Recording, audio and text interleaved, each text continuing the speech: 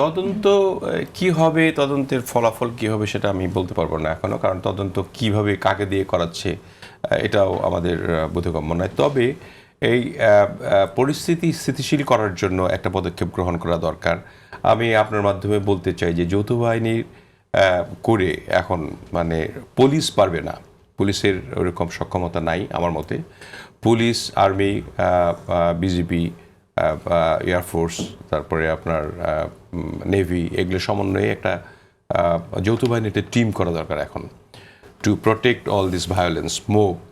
মবটা বন্ধ করার জন্য তদন্তের আসলে উদ্যোগ নেওয়া উচিত কিনা না উচিত, কিন্তু সেটা তো আপনার আস্তে আস্তে সময় লাগবে আর কি। There is no time.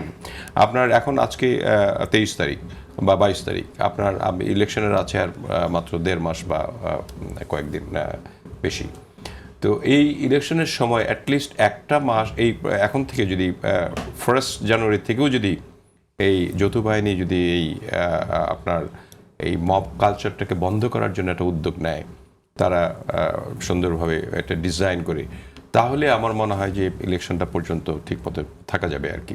কারণ ইলেকশনটা হতেই হবে, ইলেকশন না হলে কিন্তু এই দেশের অবস্থা খুব খারাপ হয়ে যাবে এবং এই দেশ থাকবে না।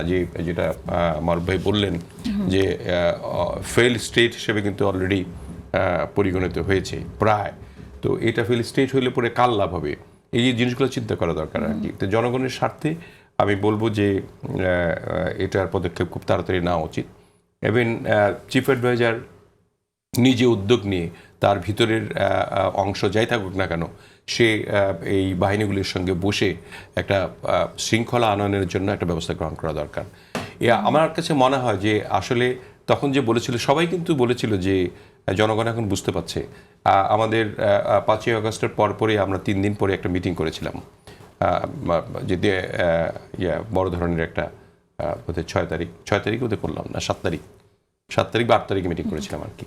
তো যাই হোক, এই মিটিংয়ে আমাদের মহাসচিব বলেছিলেন যে 3 মাসের মধ্যে নির্বাচনটা দেওয়া হোক।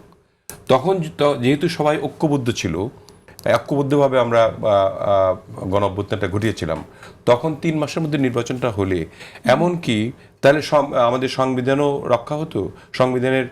এই সংবিধানের আন্ডারে কিন্তু এই সরকারটা আছে এখন। এবং 3 মাস না হয়ে 3 মাস আবার এটাকে এক্সটেনশন করে 6 মাস পর্যন্ত নেওয়া যেত আর কি। তখন যদি ওই সময়টা যদি ইলেকশনটা হতো, তাহলে এই মবক্রেসিটা এরকম আকার ধারণ করতো না।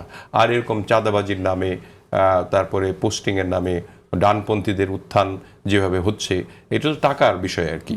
এখানে দোষ হচ্ছে মধ্যপন্থীদের, আপনার আসলে কিন্তু ডানপন্থীদের লাভ হচ্ছে এবং সেটা এই লাভটা জনগণের বিপরীতে যাচ্ছে।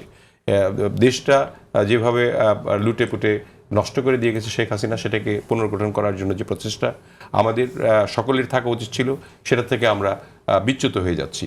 এবং এখন উচিত হবে সরকারের এবং সরকারের প্রধানের অন্তপক্ষে, যেহেতু ইনসাইড আমরা মনে করছি যে আরেকটি সরকার কাজ করছে এই মবক্রেসিকে তাদেরকে উস্কে দেওয়ার জন্য বা তাদের সঙ্গে থাকার জন্য, আমরা যেহেতু এটা আশঙ্কা করছি, সেই জন্য চিফ অ্যাডভাইজারের উচিত হবে একটা যৌথ বাহিনী গঠন করে এটাকে থামানোর জন্য শুধু পুলিশ নয়, পুলিশ যেটা বললাম আমি আর কি, এটা গঠন করে তারপরে এটাকে শান্ত করে নির্বাচনের দিকে যাওয়া।